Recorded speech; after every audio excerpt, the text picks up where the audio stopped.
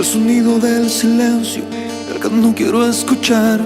Es aquella noche fría la que quiero evitar, el sentirme descubierto cuando el sol me quemará.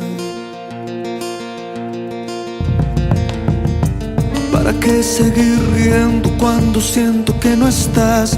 ¿Para qué quiero los mares si mi barco se hundirá? ¿Para qué seguir viviendo si a lo lejos tú estás? Que las fuerzas se me agotan y el día está por comenzar.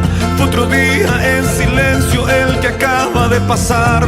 Pasa y pasan los minutos en mi oscura soledad.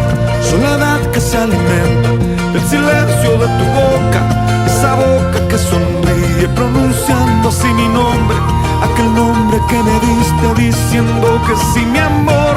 Es mi amor que en ti espera y que siempre esperará. Es tu amor que me condena a esta eterna libertad. Y aunque pasen mil silencios,